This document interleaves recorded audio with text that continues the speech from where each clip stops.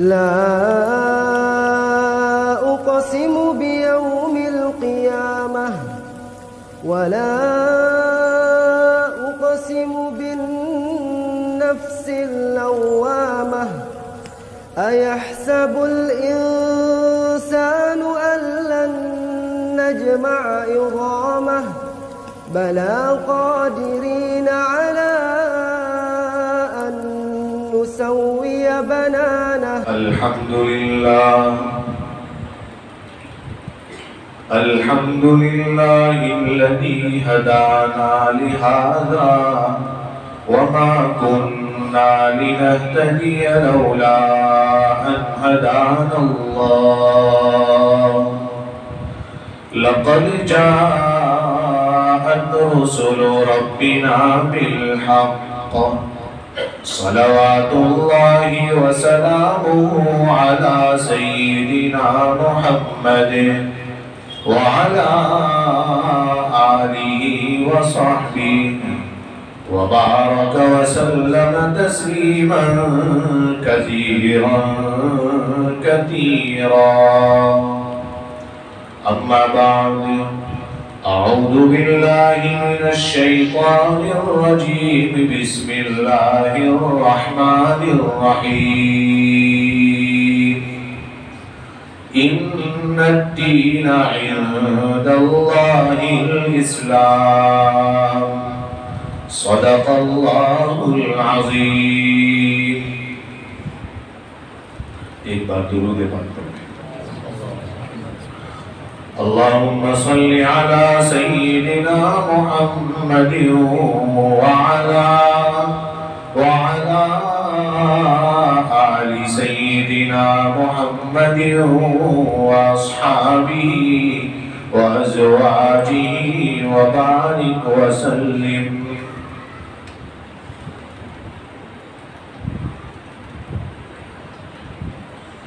बुजुर्गों और भाइयों और पर्दा नशीन दीनी माएँ और बहनें,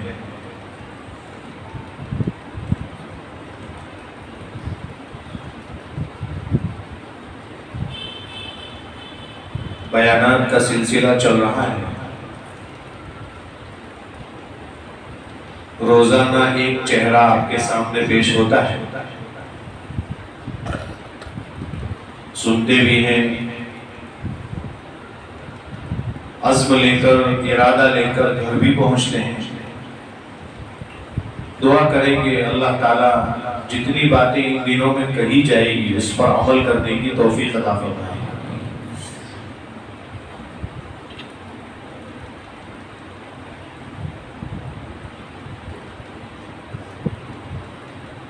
इस्लाम के जो अकाईद हैं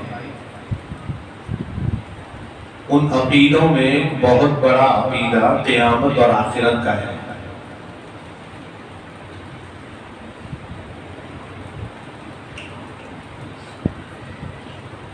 आखिरत और क़यामत का तज़किरा मक्की सूरतों में 12 हुआ है। मक्की सूरतें क्या है? जो हिजरत से पहले सूरतें नाजिल हुई उनको मक्की कहा जाता है। जो कुरान करीम में मक्की सूरतें लिखी गई है,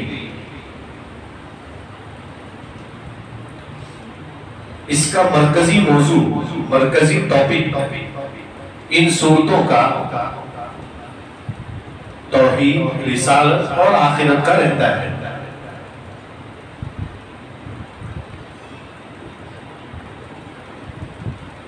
नबी करीम सल्लल्लाहु अलैहि वसल्लम ने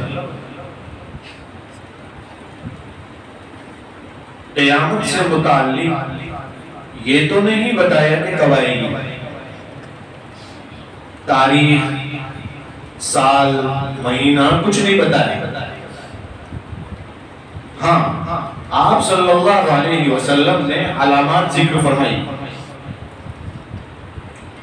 कि इन अलामात को देखो तो ये अंदाजा लगाओ कि क़यामत करीब है। लेकिन इतनी भी करीब नहीं जितनी के लोग समझ रहे हैं।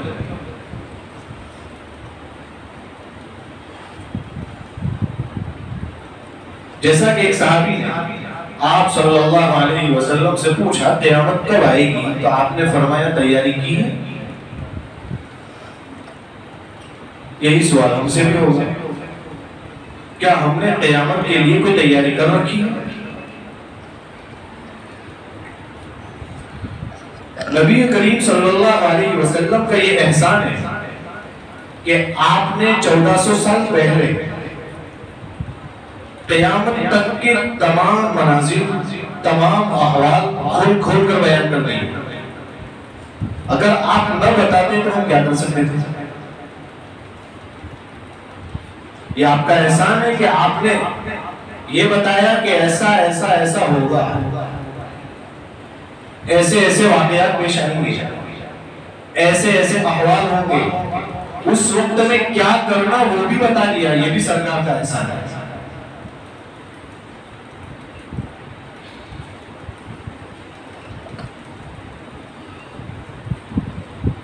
नबी करीम सल्लल्लाहु अलैहि वसल्लम ने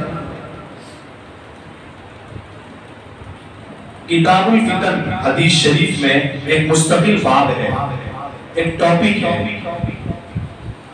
क़यामत की अलामतों को जहां जिक्र किया जाता है उसको अशरातुस साआ कहते हैं, कहीं अलामातुस साआ का नाम है। साआ यानी क़यामत।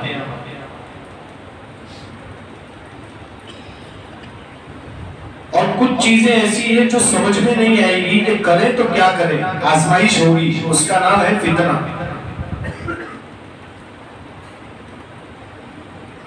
और हक की तलाश होगी इंसान को कि मैं कहां जाऊं, किधर जाऊं, और आजमाइश होगी, कैसे कैसे लोग बहक जाएंगे, भटक जाएंगे।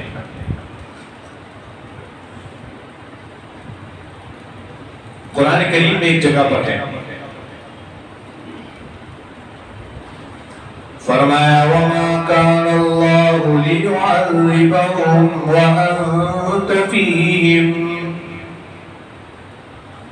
वमा काना अल्लाहु मुअज़्ज़िबहुम व हुम यस्तग़फिरून।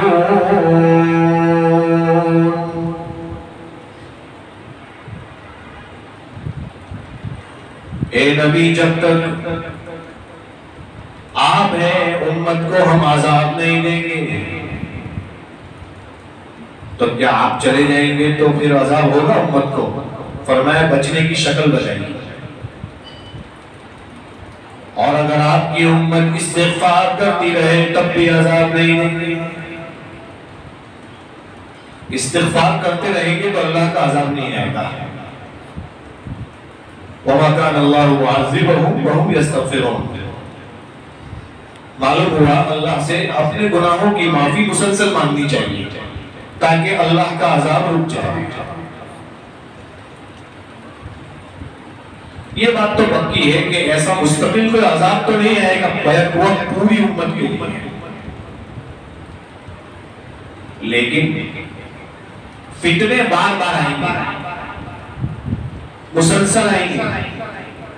और हदीस शरीफ में आता है इतने फितने आएंगे, इतने फितने आएंगे कि बारिश के कतरे जैसे एक गिरा फिर दूसरा गिरा, गिन नहीं सकते। का बस ऐसे ही एक फितना अभी खत्म नहीं हुआ कि दूसरा, दूसरा खत्म नहीं हुआ कि तीसरा, तीसरा खत्म नहीं हुआ कि चौथा, इतने फितने आएंगे। ये छोटे छोटे मासूम बच्चे बैठे हैं, इनको देखकर रश्क भी आता है, थोड़ी सी अंदर से उदासी भी छा जाती है। दिल में ऐसा होता है कि ये बच्चे आगे चलकर पता नहीं कितने फितने देखेंगे और क्या क्या देखेंगे। फितने बहुत आने वाले हैं। कोई कहे कि हम अब आराम से सो जाए, कुछ होने वाला नहीं है, ये नहीं होगा। ये तो तयशुदा है, आसमानी निजाम है, वो आने वाला है, वो आकर रहेगा। हमारा काम क्या है कि हम अपने ईमान को किस तरह बचाते हैं। आप सल्लल्लाहु अलैहि वसल्लम ने बहुत सारी अलामत बताई। कुछ अलामतें ऐसी हैं जो जाहिर हो चुकी, कुछ अलामतें ऐसी हैं जिसके बारे में अभी तक कोई फैसला नहीं कर सका कि बाद में आएगी कि पहले हो चुकी, ऐसा भी है। और कुछ अलामतें बड़ी बड़ी है जो क़यामत से बिल्कुल पहले पहले आएगी।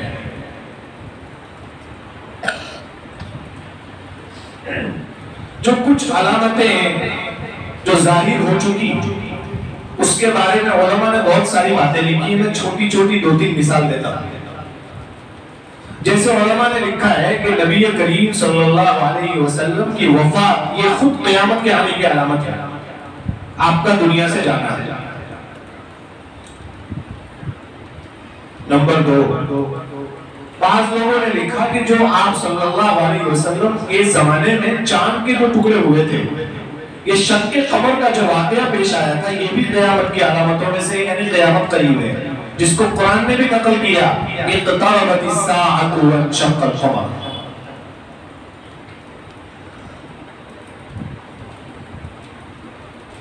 तो 5 अलामतें ऐसी हैं जिनके बारे में लोग ये कहते हैं जाहिर हो गई। 5 अलामतें ऐसी हैं जिनके बारे में लोग फैसला नहीं कर पाए। बाज़ उलमा ने ये बताया बाद में आई, बाज़ ने कहा हो चुकी, बाज़ हर दौर में उसको फिट करते हैं। उसकी एक मिसाल पेश करता हूं। हदीस शरीफ में आता है ये जो अलामतें हैं उसको आम तौर पर हदीस की दुनिया में इस तरह पेश किया जाता है, क़यामत उस वक्त तक कायम नहीं होगी जब तक, क़यामत उस वक्त तक कायम नहीं होगी यहाँ तक के, हदीस शरीफ में ला तक़ूमुस साअतु हत्ता ला तक़ूमुस साअतु इल्ला, इस तरीके से बयान किया गया है। एक हदीस है, क़यामत कायम नहीं होगी यहाँ तक कि इल्म को उठा लिया जाए। दूसरी हदीस में इसकी तशरीह है, इल्म कैसे उठेगा? इल्म ऐसे उठेगा कि रात को सोए थे, आलिम थे, सुबह उठे तो जाहिल हो गए, ऐसा नहीं। इल्म उठ जाने का मतलब दूसरी जगह आया, युक़बज़ुल इल्मु बिक़ब्ज़िल उलमा, इल्म उठा लिया जाएगा, उलमा को उठा, धीरे धीरे एक एक आलिम को दुनिया से उठा लिया जाएगा। इस तरीके से इल्म भी चला जाएगा। अब इस बात को लोग हर दौर में पेश करते हैं। आज से 10 नहीं 100 साल नहीं 800 साल पहले जाओ तो वहां भी उलमा ये लिखते हैं कि हमारे जमाने के बहुत सारे उलमा चले गए, क़यामत आ गई, क़यामत करीब है, इसलिए कि उलमा जा रहे हैं, इल्म जा रहा है। आज 1000 साल के बाद हम पढ़ रहे हैं, तो हमें जब कभी कोरोना के जमाने में इतने सारे लिस्ट लिखी लोगों ने, 2000 बाकायदा लिखा है किसी शख्स ने कि हिंदुस्तान, पाकिस्तान और बांग्लादेश में उलमा की तादाद जो कोरोना में गई 2000 से ज्यादा है, सिर्फ उलमा की तादाद। तो उस पर भी लोगों ने कहा कि इल्म उठ रहा है, क़यामत करीब है, तो हर दौर में इसको लोग पेश करते हैं।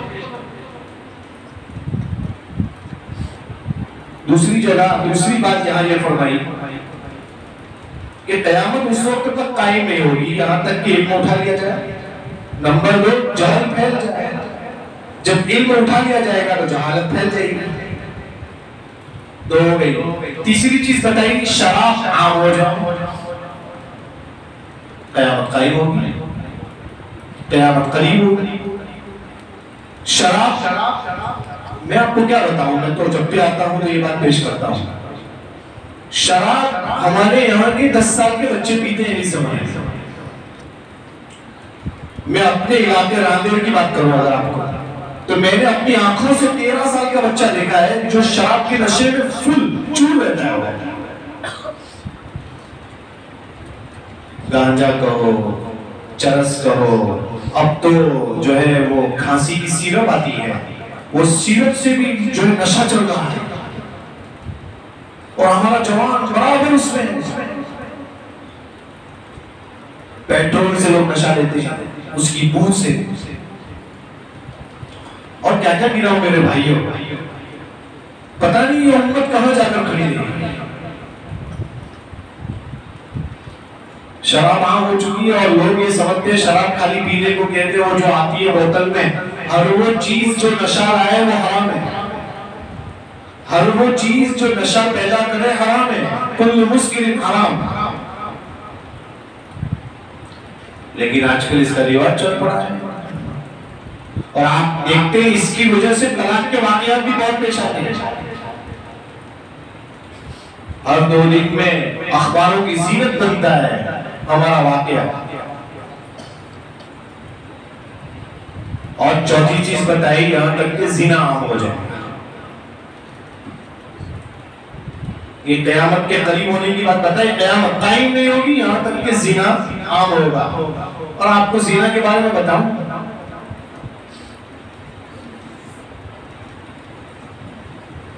मस्जिद में बयान तो नहीं करना चाहिए मुझे, लेकिन अब ऐसी बातें यहां नहीं कहेंगे तो कहां कहेंगे।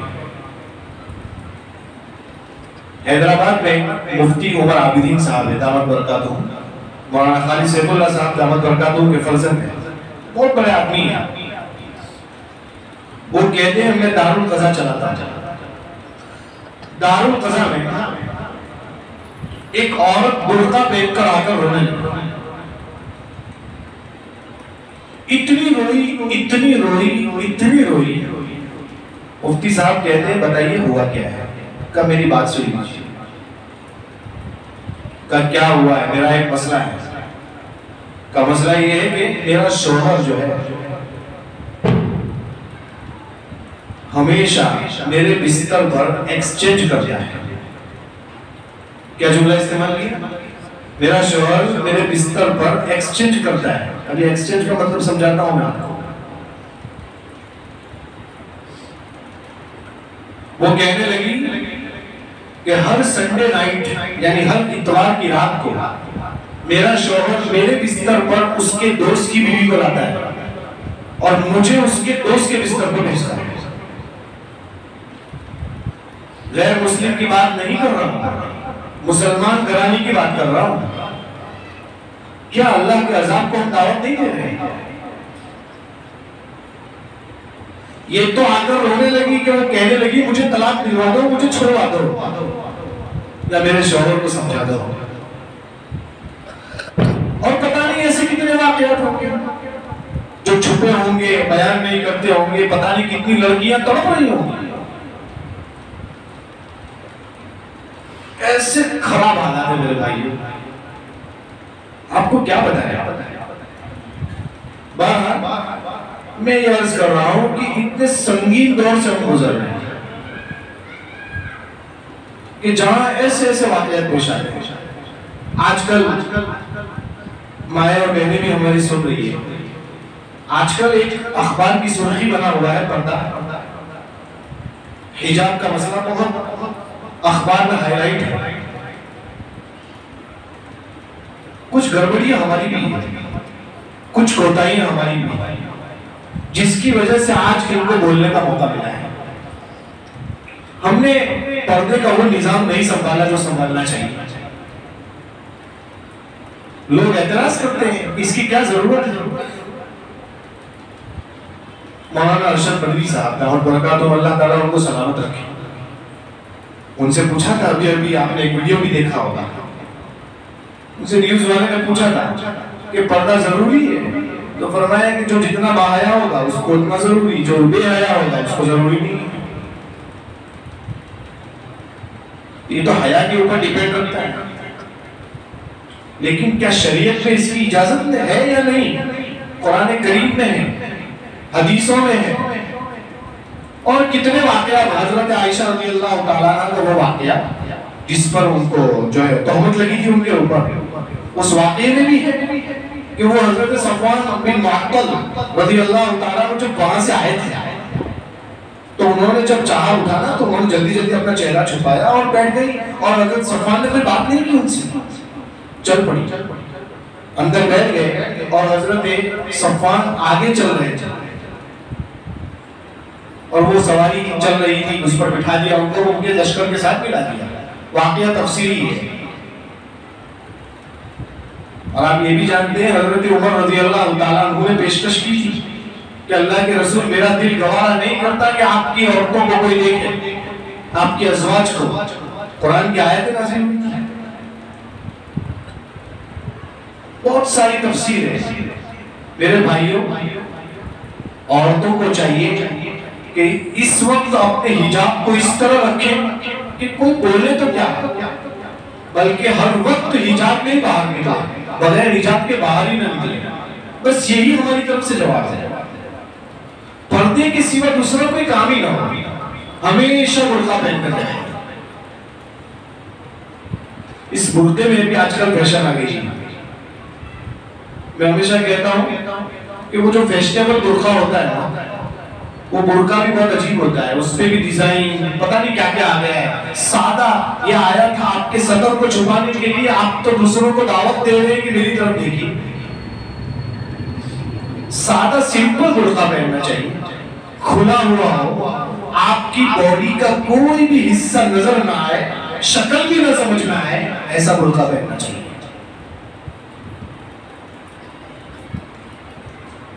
एक औरत क्या काम कर सकती है, छोटा सा वाकया कहकर अपनी बात को मैं आगे बढ़ाऊंगा। हजरत इक्रिमा रज़ियल्लाहु ताला अन्हु का नाम तो सुना होगा आपने, ये अबू जहल के बेटे थे। आप सल्लल्लाहु अलैहि वसल्लम के जो दुश्मन रहे मक्कतुल मुकर्रमा में, और आप जानते हैं मदीनतुल मुनव्वरा में, तकरीबन आपके जो दुश्मन रहे 21 साल तक आपके साथ दुश्मनी की उन्होंने। 13 साल मक्के के और 8 साल मदीने के। फतह मक्का मदीने में 8 साल हिजरी 8 में हुआ है।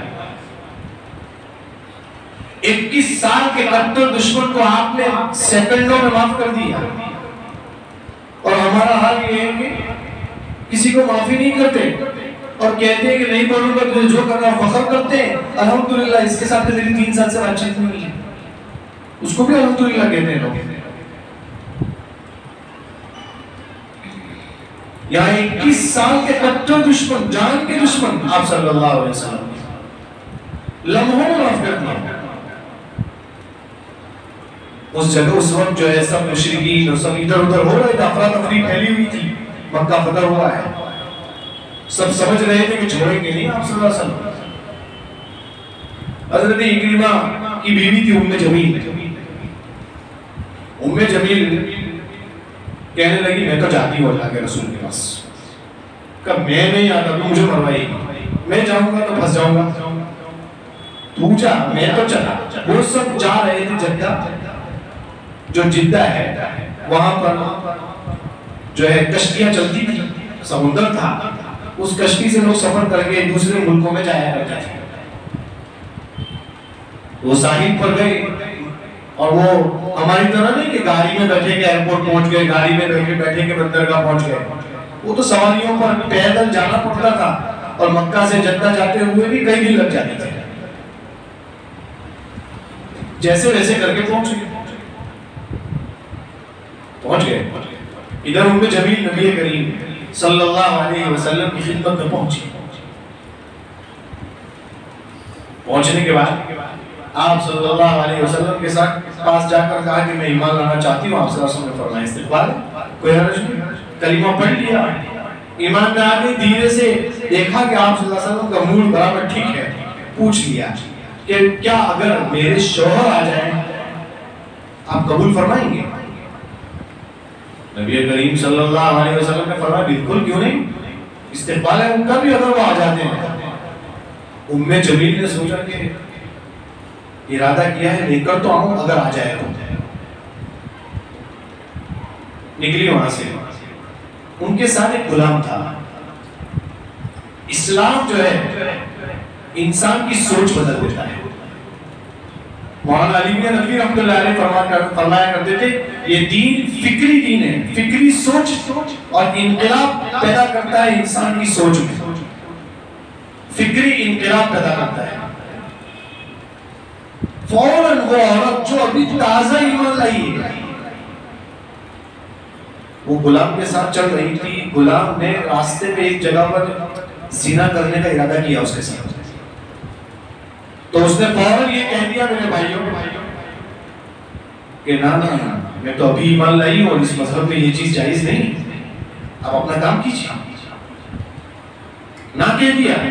और जब उसको ऐसा लगा कि खतरा है तो रास्ते में उनके रिश्तेदार कोई आ रहे थे, वहां पर उस गुलाम को बिठा दिया कि आप यहाँ रहिए, मैं जाती हूँ।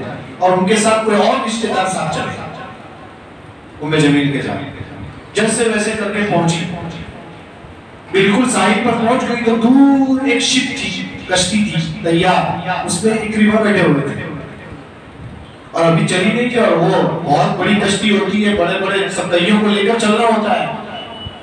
हमारी तरह आपको मालूम होगा ना, वो रिक्शा आती है तो रिक्शा में जो है स्पेशल एक तो किराया होता है और एक लोकल होता है। अगर लोकल है तो वो कितनी भी देर बैठे उसको बिठाए कि बैठ भाई, जब तक भरे नहीं तब तक नहीं ले जाऊंगा। तो वहां कश्ती भी जो है जब तक भरेगी नहीं जाएगी कैसे, तो एक रीवा वही बैठे हुए इंतजार कर रहे थे, भर जा रहे तो मैं भी जाऊं। दूर से इसका हिलाया, इसका पहल कराई थी उम्मे जमील, इसका मिलाकर इशारा किया कि मैं उम्मे जमील हूं। इकरीमा दूर से देख रहे हैं उम्मे जमील यहां कैसे आ गई, वो तो गई थी अल्लाह के रसूल सल्लल्लाहु अलैहि वसल्लम के पास। देखते ही जल्दी जल्दी दौड़ते हुए आए हज़रत इकरीमा, और इकरीमा से जो है बहुत कन्विंस किया, समझाया जरा आप कुछ करो ना, मैंने अल्लाह के रसूल को तैयार कर लिया, अब चलो कि नहीं तो मुझे फंसवाएगी, परेशान हो जाऊंगा मैं, मुझे जाने दे, कहने चलो ना किसी भी तरह। बहुत समझाया, फिर वो तो बीवी है ना, मानना पड़ेगा। बहुत समझाया तो तैयार हो गया,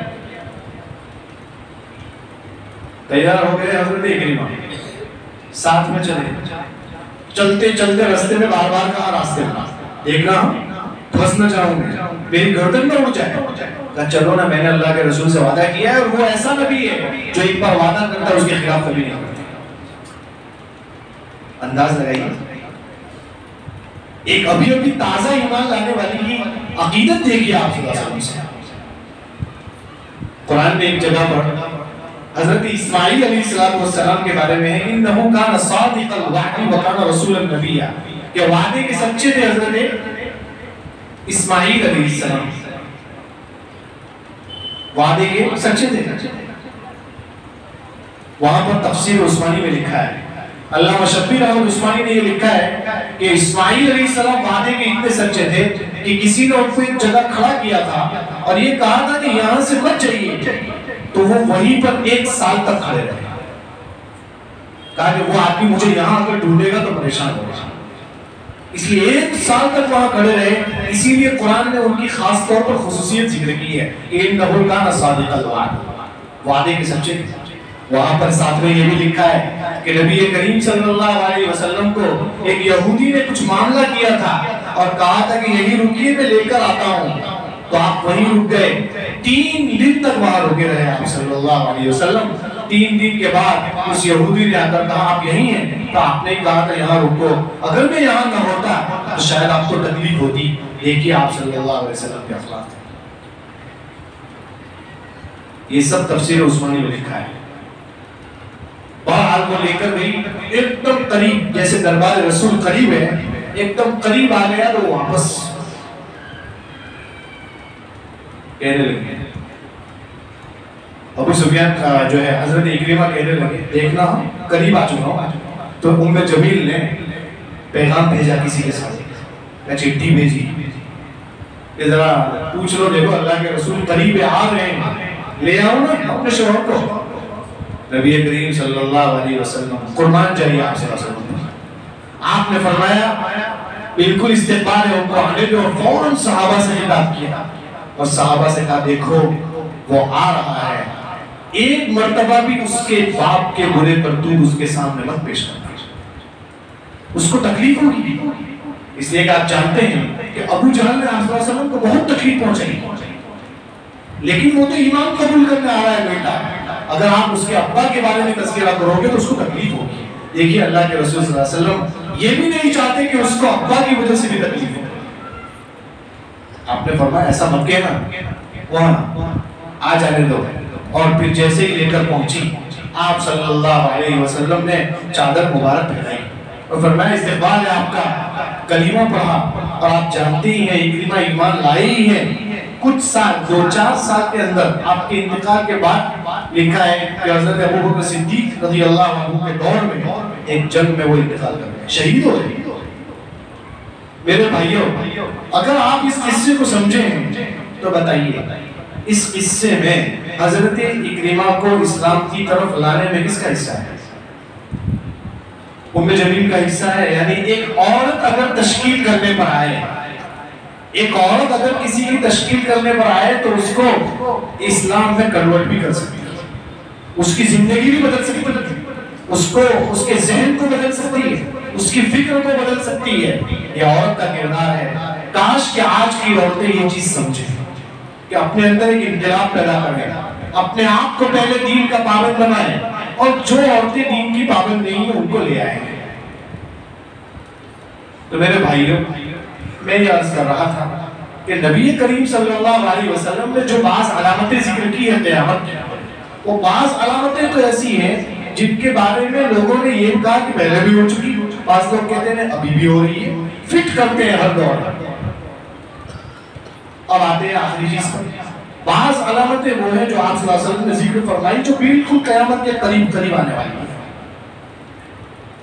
उसमें 10 अलामतें बहुत तफसील से आप सुन ही रहे हैं बार बार, और शायद आजकल में सुनेंगे, पता नहीं मुझे, लेकिन मैं आपको इतना बता देता हूँ मोटी मोटी अलामतें।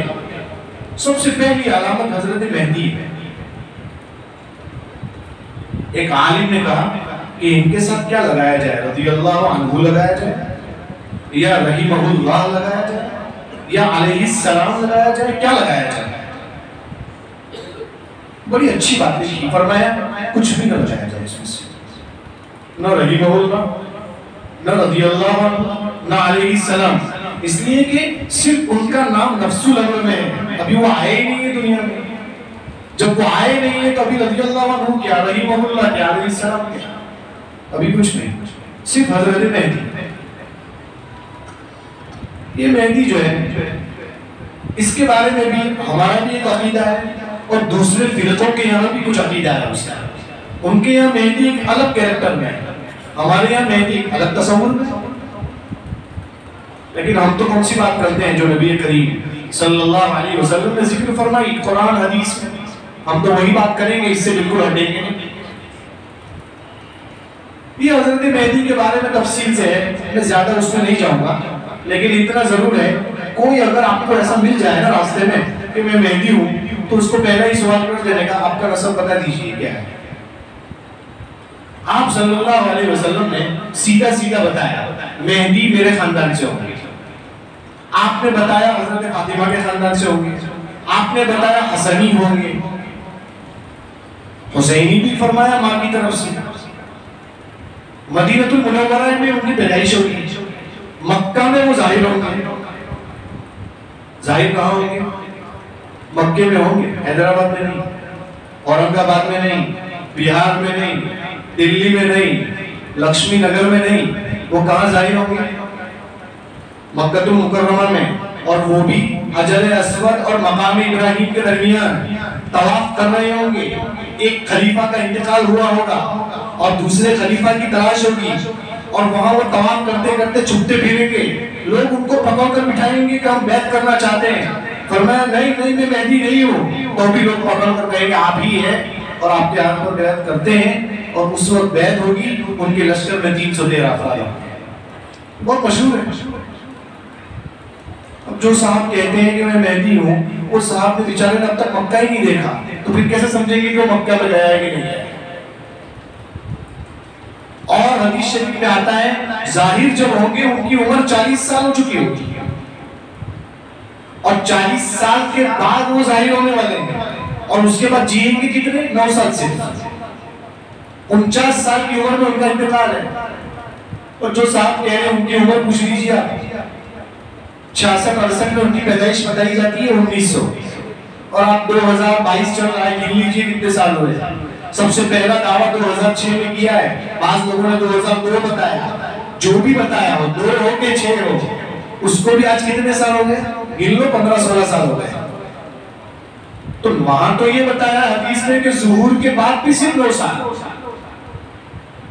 पर यहाँ तो 10-16 साल तो दावे को हो गए, और दावे बदलते जा रहे हैं, और हजरत मेहदी दूसरा दावा करने वाली है।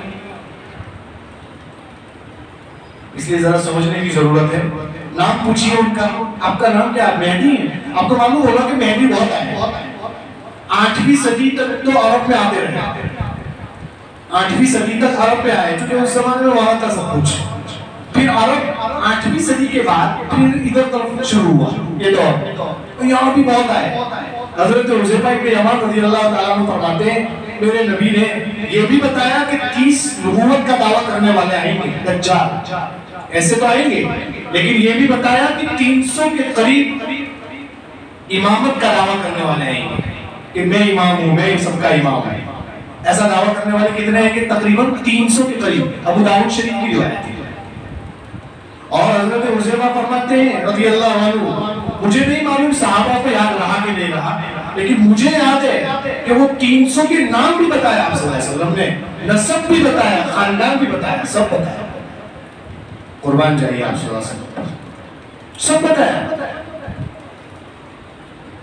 ये देखिए हजरत मेहदी जो है, इनकी तफसीर मैंने आपके सामने जिक्र की, बताया कि उनका नाम क्या होगा, मोहम्मद होगा। उनके अब्बा का नाम क्या होगा, अब्दुल्ला। आप सल्लल्लाहु अलैहि वसल्लम फरमाते हैं मेरा नाम और उनका नाम एक जैसा होगा। डिटेल में नहीं जाऊंगा, लेकिन इतना जरूर कहूंगा, उससे ये कहा गया तेरा नाम ना मोहम्मद है ना तेरा नाम अब्दुल्ला है। तो चूंकि गुमराह आदमी की बात गुमराही होती है, उसकी बात वो तलाश करना। चूंकि देखो मेरे भाइयों, कुरान की आयतों में मनमानी करते हैं। क्यों करते हैं? इसलिए कि वो हदीस का इनकार करते हैं।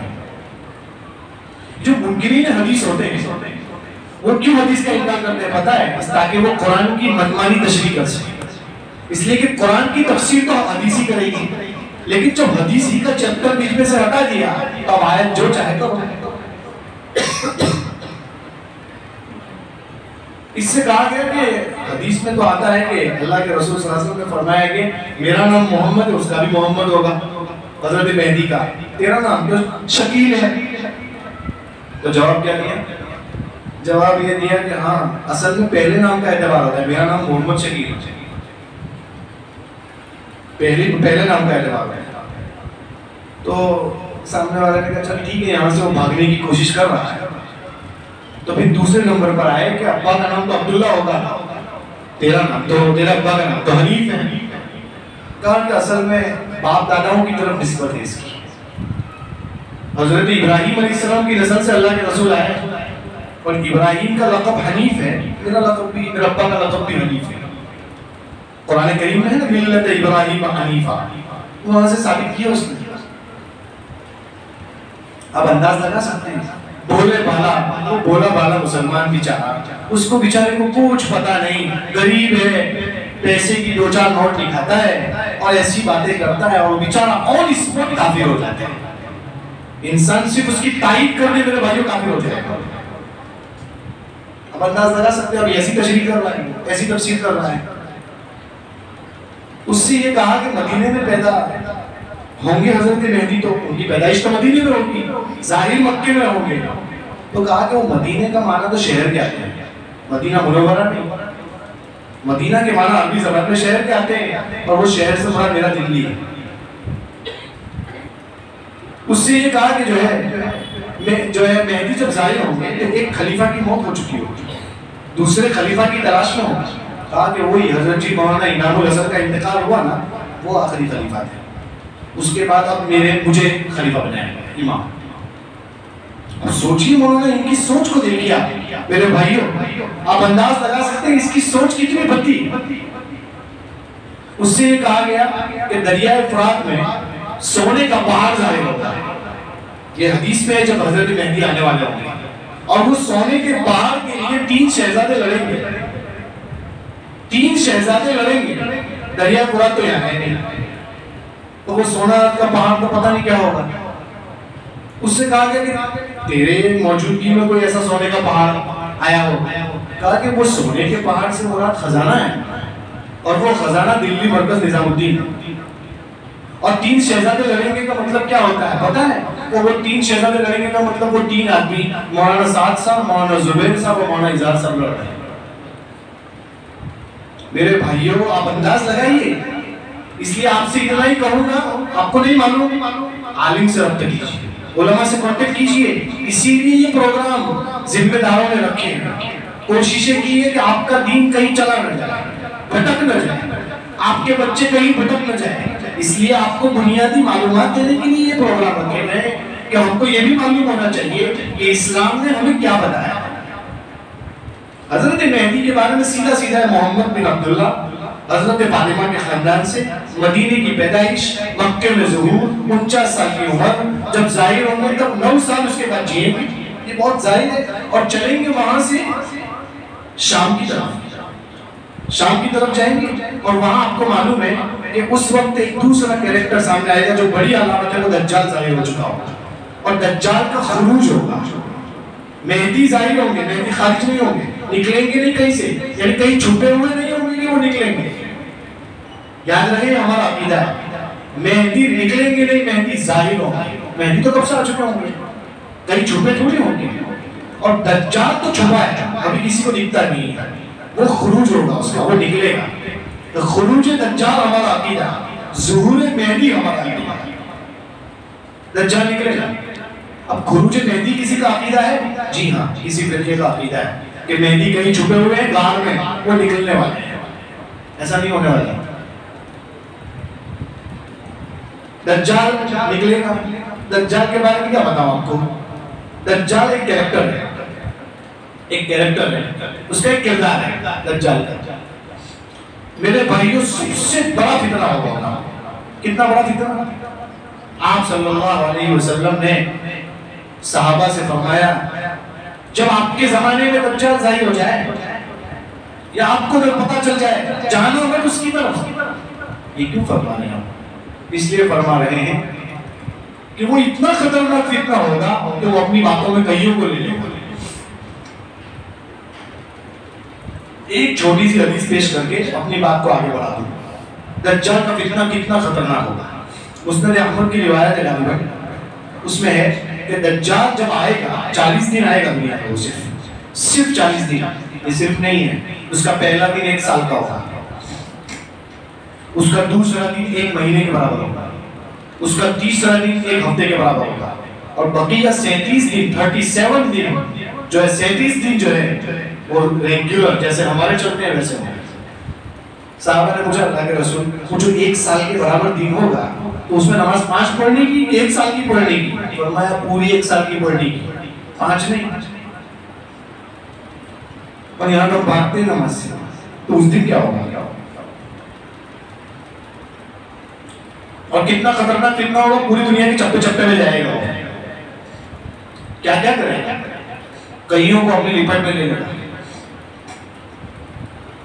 नबी का दावा नहीं करेगा, वो सीधे क्या कहेगा? क्या मैं तुम्हारा रब नहीं हूं? सीधे वो रब का दावा करेगा। यूं करेगा तो जन्नत दिखाएगा, यूं करेगा तो जहन्नम दिखाएगा, और बताएगा इसमें जाना है कि इसमें जाना है। जो उसकी जन्नत में चला गया वो अल्लाह की जहन्नम में जाएगा, जो उसकी जहन्नम में चला गया वो अल्लाह की जन्नत में जाएगा। लेकिन फैसला कैसे करेंगे?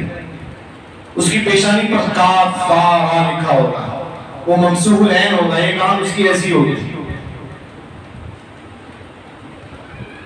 बहुत मशहूर है ये सब।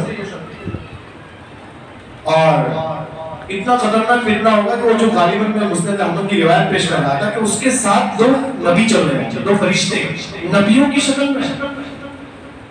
फितना देखिए मेरे भाइयों, उसके साथ 2 फरिश्ते चलेंगे और वो दोनों फरिश्ते नबियों की शक्ल में होंगे। हो सकता है इस रिवायत पर कलाम भी हो, लेकिन है ये रिवायत। मैंने खुद हज़रत मुफ्ती हिफ्ज़ुर रहमान सिमले की दावत से सुनी। 2 फरिश्ते नबियों की शक्ल में चलेंगे।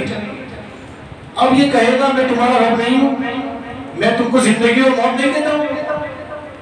इधर वाला फरिश्ता कहेगा दाढ़ी सिमले में जो नबी की शक्ल में है, वो कहेगा गज़ब, झूठ बोल रहा है, झूठ बोल रहा है।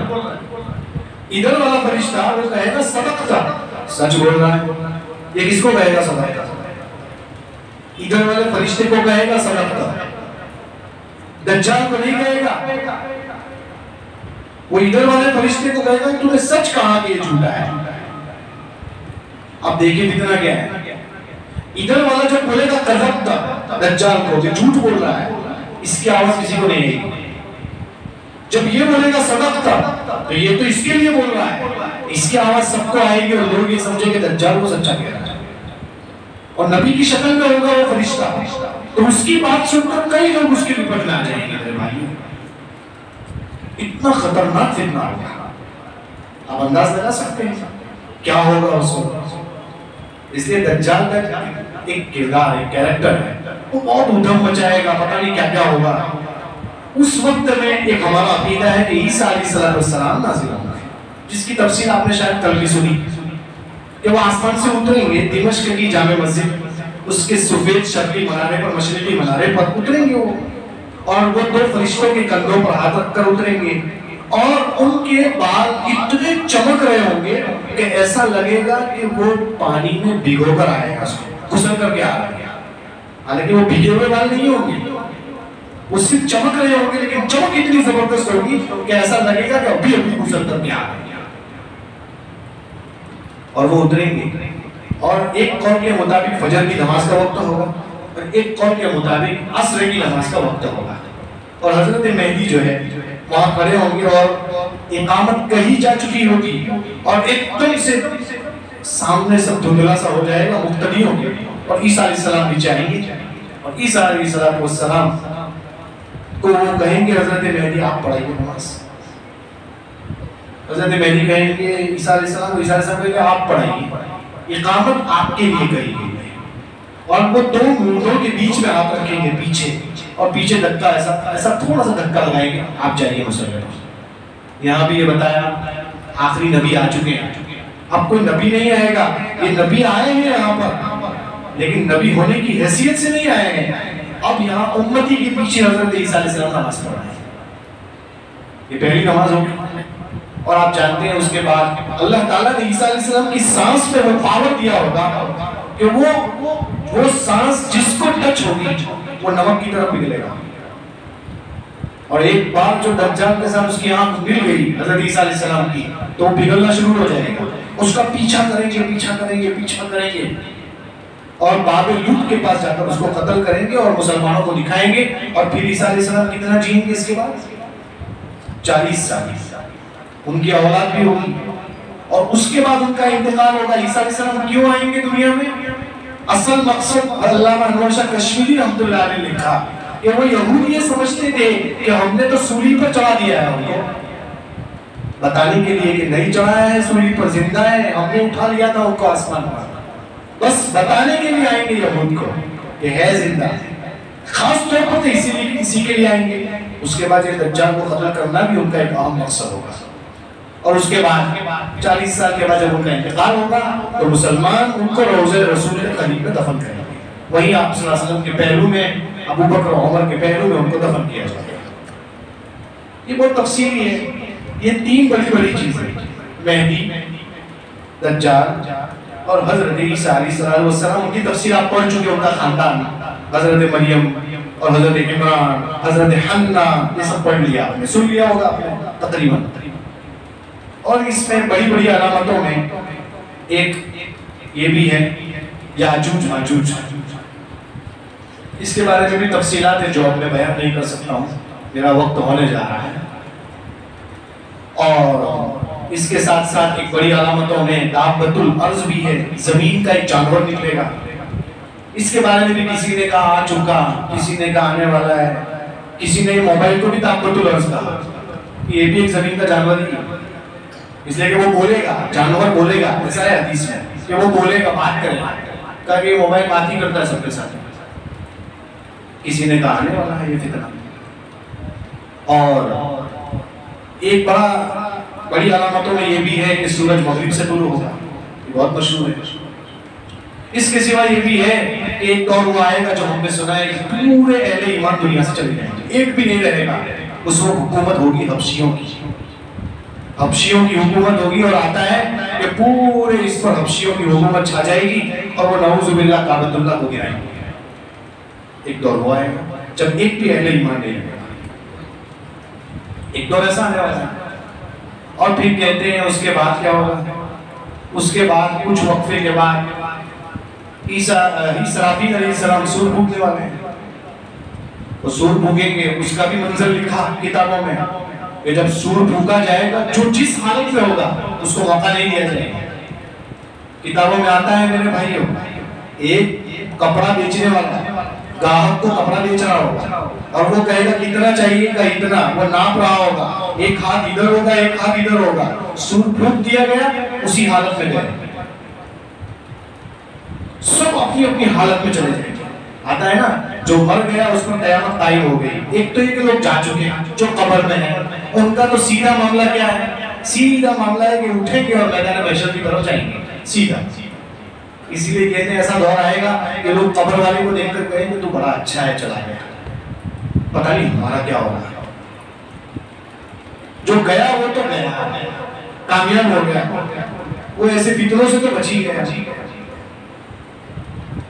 तो एक तो वो तबका होगा जो कब्रों में जा चुका है, जब कयामत आएगी तब भी वो तबका होगा कि कई लोग कब्र में होंगे, कई लोग जिंदा होंगे। तो जो जिंदा होंगे उनके लिए बड़ा मसला होगा, लेकिन जो जा चुके हैं उनको तो सीधा मैदान महशर में जाएगा। उसी को बास बादल मौत कहते हैं, मौत के बाद दोबारा जिंदा करना, ये अकीदा है हमारा। वल्बासी बादल मौत पढ़ते हैं ना ईमान मुफस्सल में, यही तो है, मौत के बाद दोबारा जिंदा। तो इसराफील अलैहिस्सलाम पहला सूर फूकेंगे, सब खत्म हो जाएगा। और वो मंजर लिखा है कि ऐसा होगा, क़यामत का मंजर ऐसा जबरदस्त, आसमान जमीन कैसी हालत हो जाएगी। फिर उसके 40 साल के बाद दूसरा सूर फूका जाएगा।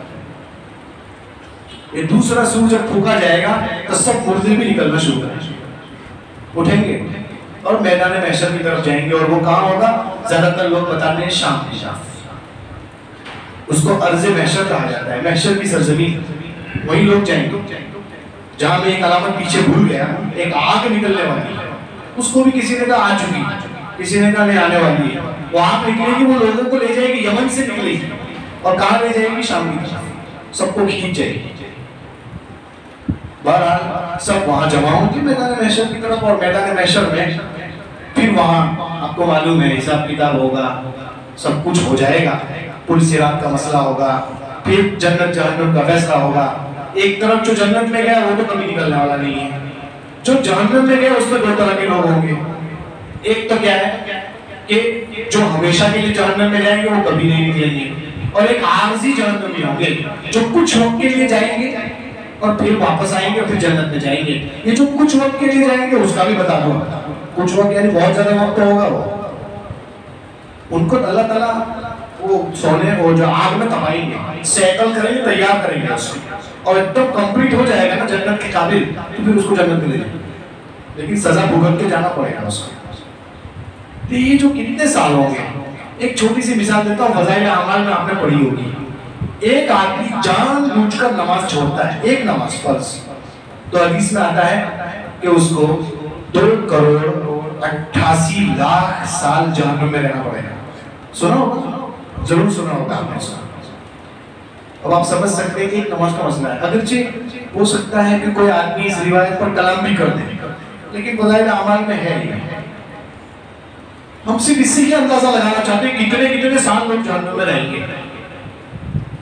मेरे भाइयों, वक्त है हमारे पास कि हम अभी भी सुधर जाएं, अभी भी अपनी इस्लाह करें, अभी भी अपनी फिक्र करें, नमाजों की तरफ आए। आखिर में 8 बातें बहुत मुख्तसर मौलाना खालिद सैफुल्लाह साहब दामत बरकातहू से किसी बुजुर्ग ने ये पूछा था कि इस जमाने में हिंदुस्तान में रहना हो तो मुसलमानों को क्या करना चाहिए।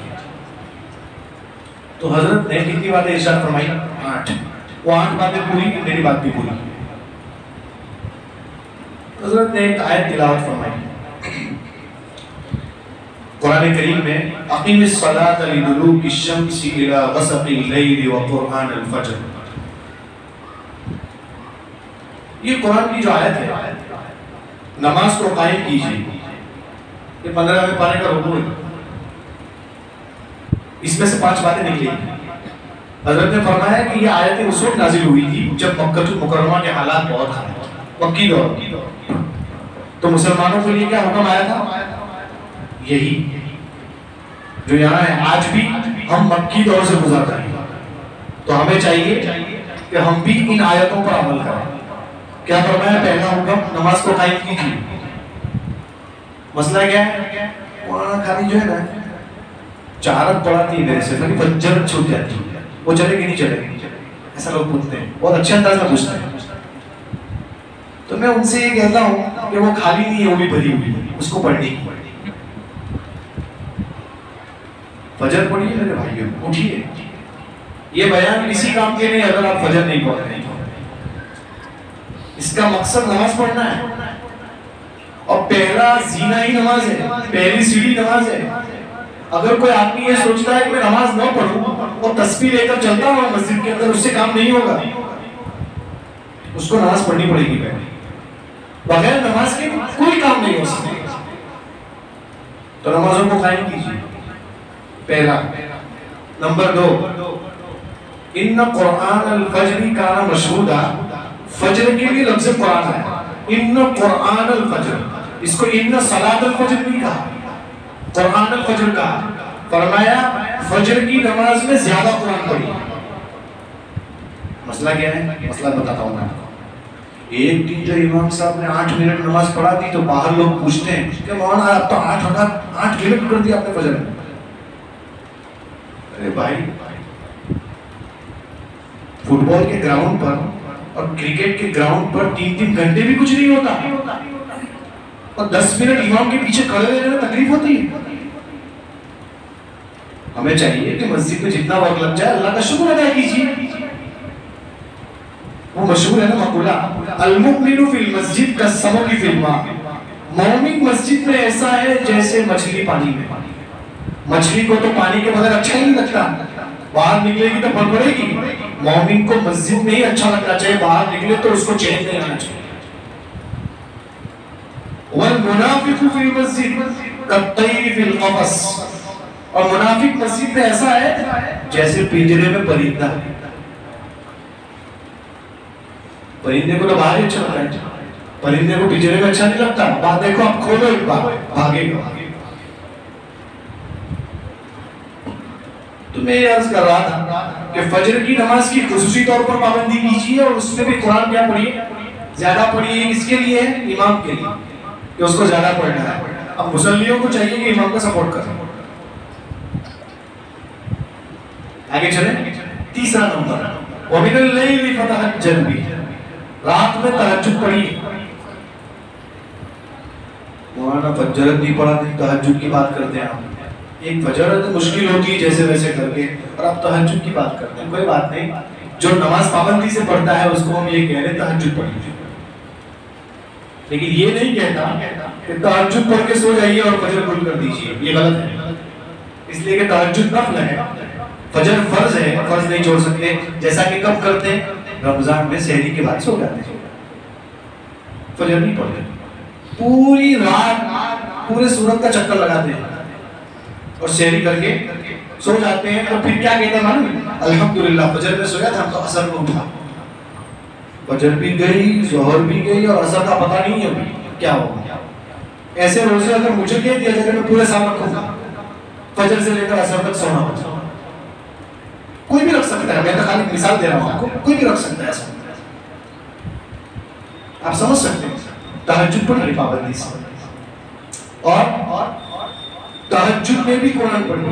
ये हुफ्फाज के लिए कि हाफिज जो है तहज्जुद में खाली इन्ना आतेना बोलना ना पढ़े, बल्कि उसको चाहिए कि लंबी लंबी तहज्जुद पढ़े। शेखुल हिंद रहमतुल्लाह अलैह पूरी जिंदगी तहज्जुद की पाबंदी करते करते एक दिन पैरों में वरम आ गया।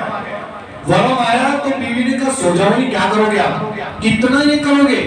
फरमाया रोते रोते फरमाया कि जिंदगी गुजर गई तब तो सरकार की एक सुन्नत पर अमल हुआ, और आप मुझे डांट रही हो, मेरे पैरों में वरम आ गया। अल्लाह के रसूल सल्लल्लाहु अलैहि वसल्लम इतना नमाज पढ़ते थे, नमाज में इतना कुरान पढ़ते थे, हत्ता तवर्रमत कदमाहु, आपके कदम में वरम आ जाता था। ये लोग थे मौलाना।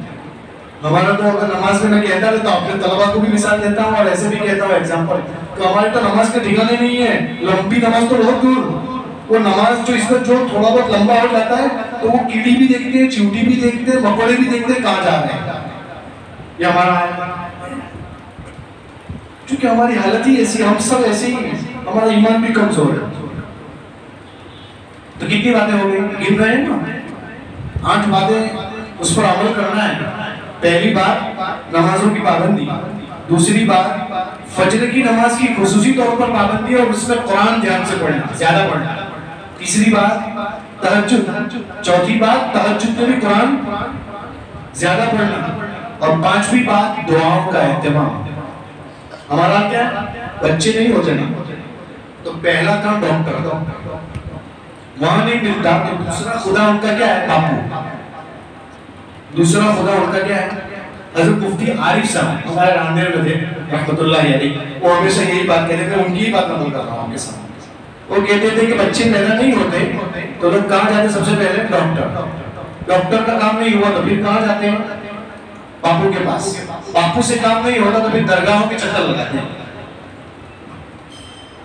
काश के वो पहली मर्तबा में वो अल्लाह से मांगता है तो कितना काम हो जाए उसका।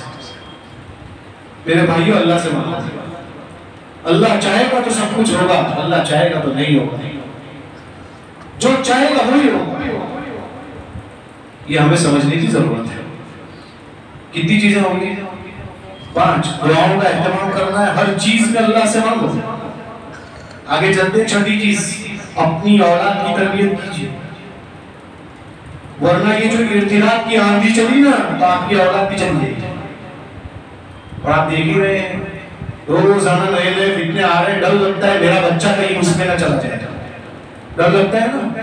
तो अपनी औलाद की पहले से तरबियत कीजिए। अपनी लड़कियों को पहले से गाली मत दिला दीजिए। अपनी लड़कियों को ट्यूशन अकेली मत भेजिए। अपनी लड़कियों को बैलेंस करवाने दुकान पर मत भेजिए। अपनी लड़कियों को खुली मत छोड़िए। अपनी लड़कियों को पर्दे के बगैर बाहर मत निकालिए। अपनी लड़कियों को स्कार्फ और ओढ़नी के बगैर बाहर मत निकालिए। खुले बाल रखकर बाहर मत निकालिए। फैशनेबल कपड़े पहनकर बाहर मत निकालिए। ये तरबियत करनी पड़ेगी, वरना फिर माँ बाप क्या करते हैं? फिर रोते हैं, मौलाना कुछ ऐसा तावीज बना तो नहीं कि मेरी बच्ची सुधर जाए। अरे तुमने क्या किया उसकी?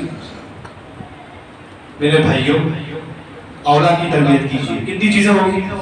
6 नंबर 7, मस्जिदों के पीछे पैसा मत खर्च कीजिए बहुत ज्यादा।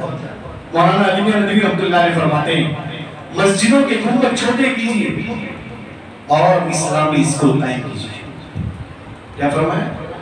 अपने बच्चों को इस्लामी स्कूल में भेजिए, लेकिन इस्लामी स्कूल हो तो ना, इस्लामी स्कूल कायम कीजिए ताकि इस्लाम भी बताया जा सके उनको। इसके गुंबद छोटे कीजिए मस्जिदों के। मस्जिद आलीशान बन रही है। पाकिस्तान में एक मस्जिद बनी थी एक रात में, उसका नाम क्या है? मस्जिद शब्बर। एक रात में बन गई थी। वो एक मसला था, केस था, कुछ मामला था। रात में हुक्म हुआ, सुबह तक नहीं हुआ तो मामला बिगड़ सकता है। तो मुसलमानों ने इरादा किया तो सुबह तक में मस्जिद तामीर पूरी। अल्लाह इकबाल का कदम पड़ा तो वहां पढ़ते ही पहला शेर पढ़ा, मस्जिद तो बना दी शब्बर में ईमान की हरारत वालों ने। मस्जिद तो बना दी शब्बर में ईमान की हरारत वालों ने। मन अपना पुराना पापी है, बरसों में नमाजी बन न सका। बनाने पर आए थे, एक रात में बना डाली, लेकिन नमाजी का वही हाल।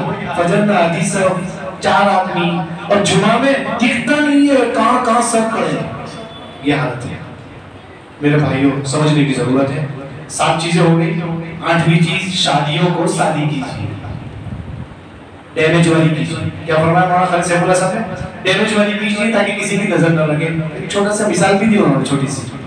फरमाया हजरत मूसा अलैहिस्सलाम को अल्लाह ताला ने ये कहा था कि हजरत खिज़र के पास जाओ, खज़िर के पास अलैहिस्सलाम के पास इल्म हासिल करने के लिए। वो गए तो हजरत खज़िर अलैहिस्सलाम ने शर्त लगाई थी। क्या शर्त लगाई? शर्त ये लगाई थी कि मैं कुछ भी करूं बोलने का नहीं। ठीक है, लेकिन मूसा अलैहिस्सलाम तो जलाली नबी थे, उनसे रहा नहीं जाता था। इतने जलाली थे, तफसील में जानना नहीं चाहता, बहुत जलाली थे। फरमाया कि एक जगह कश्ती में जा रहे थे तो कश्ती का आगे का हिस्सा तोड़ दिया हजरत खज़िर अलैहिस्सलाम। और जैसे ही तोड़ा तो हजरत मूसा अलैहिस्सलाम से कहा कि इतनी अच्छी कश्ती तोड़ डाली आपने, कुछ समझते हो कि नहीं ये बात? हजरत खज़िर ने कहा था कि आपको बोलने का नहीं, कुछ क्यों बोले आप? आप नहीं बोलूंगा, अब बोलूंगा नहीं। फिर कुरान ने जो है उसकी वजह बयान। क्या वजह बयान? कहा कि ये जो कश्ती है इसलिए तोड़ी थी कि आगे एक बादशाह था, वो अच्छी अच्छी कश्तियों को ले लेता। अब अच्छी कश्ती थी, इसमें कोई धब्बा नहीं था, कोई दाग नहीं था, तो आगे का टुकड़ा तोड़कर ये बताया कि इसमें ऐब है ताकि वो कब्जा न कर जाए। इसलिए किया था हजरत खज़िर अलैहिस्सलाम ने। मौलाना खालिद सैफुल्लाह साहब फरमाते हैं अच्छी कश्तियों को डैमेज किया तो नजर न लगी। अच्छी शादियां करो और उसमें डैमेज वाली करो, शादी करो ताकि किसी की नजर न लगे उसमें। मेरे भाइयों, ये 8 चीजें मुझे उम्मीद है कि आप इसको यहाँ से बांध कर जाएंगे, इस पर अमल भी करेंगे। और ये जो फितने आ रहे हैं आपके सामने रोजाना बात हो रही है, मोटी मोटी बातों को समझ लीजिए। कोई चीज में कंफ्यूजन हो, इलाके के उलमा से, इमाम साहब से कांटेक्ट कीजिए, उनसे बात कीजिए, किसी के बहकावे में मत आइए। कोई आपको ऐसी बात करता है तो उसको कहिए आपको नंबर देता हूँ, उनसे बात कीजिए, या चलिए आप मस्जिद में, हम वहाँ अपना कंफ्यूजन हल कर लेंगे। इससे इंशाल्लाह फायदा होगा। जितने लोगों ने इस प्रोग्राम को बनाने में जिस तरीके से हिस्सा लिया हो, गामे गिरमे सहोने कदम है, अल्लाह ताला उनकी जायज़ तमन्नाएं पूरी फरमाए, प्रोग्राम कामयाब फरमाए। आने वाले मेहमान जितने भी लोग आए हैं यहाँ पर, सबका आना अल्लाह ताला कबूल फरमाए। हम सबको इन सब बातों पर अमल करने की तौफीक अता फरमाए। आमीन। व आखिर दावाना अनिल हम्दुलिल्लाहि रब्बिल आलमीन।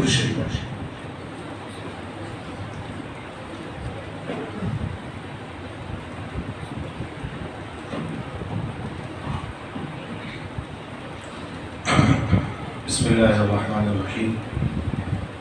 सुब्हानकल्लाहुम्मा व बिहम्दिका व तबारक अस्मुका व तआला जद्दुका व ला इलाहा गैरुक। अल्लाहुम्मा सल्लि अला सय्यिदिना मुहम्मद व अला आलि सय्यिदिना मुहम्मदिन कमा तुहिब्बु व तर्ज़ा बिअददि मा तुहिब्बु व तर्ज़ा। अल्लाहुम्मा लकल हम्दु कुल्लुहु व लकश शुक्रू कुल्लुहु व लकल मुल्कु कुल्लुहु बियदिकल खैरु कुल्लुहु व इलैका यर्जिउल अम्रु कुल्लुहु। रब्बना आतिना फिद दुनिया हसनह व फिल आखिरति हसनह व क़िना अज़ाबन्नार। अल्लाहुम्मा इन्ना नऊज़ु बिका मिन सूइल फितन मा ज़हरा मिनहा व मा बतन।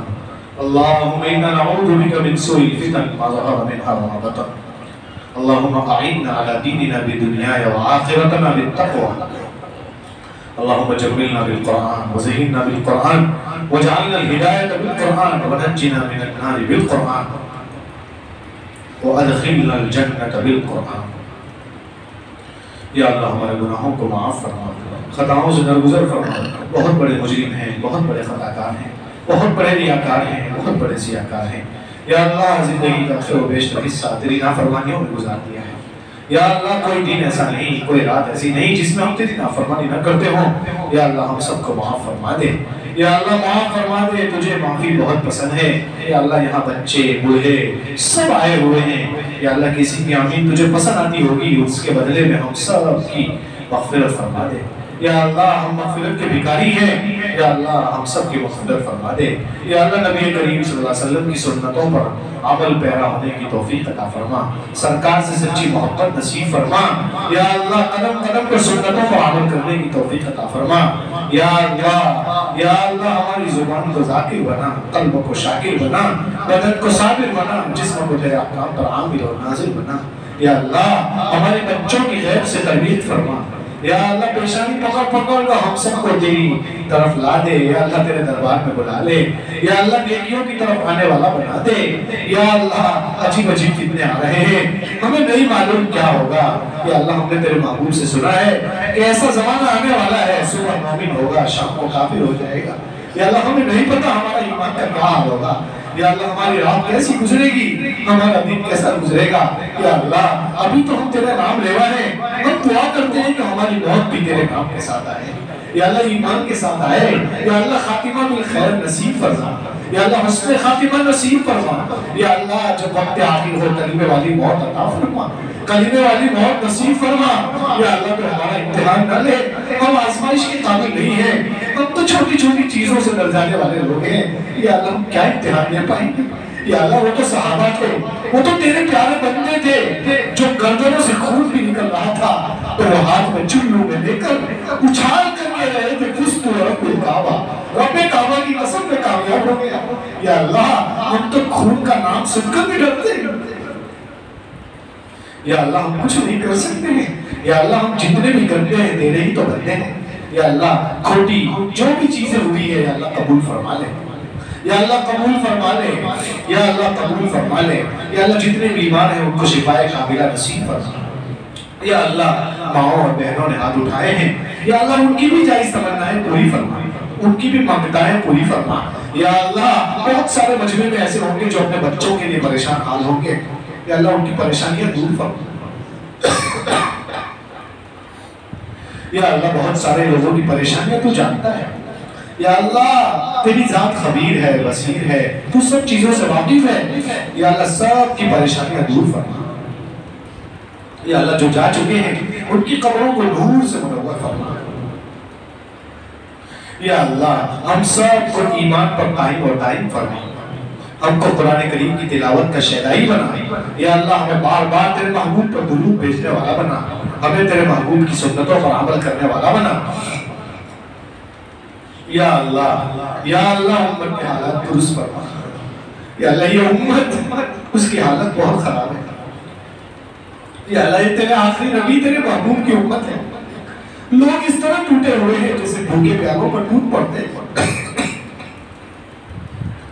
या अल्लाह रहम फरमा दे, या अल्लाह रहम फरमा दे, या अल्लाह रहम फरमा दे, या अल्लाह रहम फरमा दे। या अल्लाह औरतें बेवा होती जा रही है, बच्चे यतीम होते जा रहे हैं। या अल्लाह जैब से उनके लिए तकफ्फुल का फैसला फरमा, बेसहाराओं को सहारा नसीब फरमा।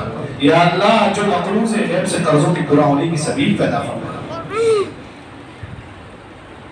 या अल्लाह जो कुछ मांगा अता फरमा, जो मांगने से रह गया वो अपनी शान निशान नसीब फरमा। या अल्लाह तेरे नेक बंदे और नेक बंदियों ने जितनी खैर की दुआएं मांगी है, या अल्लाह हम सबको नसीब फरमा, पूरी उम्मत मुस्लिमा को नसीब फरमा। या अल्लाह जितने शुरू से मना चाहिए हमारी और पूरी उम्मत मुस्लिमा की हिफाजत फरमा। जज़ल्लाहु अन्ना नबियना मुहम्मदन सल्लल्लाहु अलैहि वसल्लम व अहलुहु व सल्लल्लाहु तआला अला खैरि खल्क़िही मुहम्मद व आलिहि व अस्हाबिही अजमईन बिरहमतिही।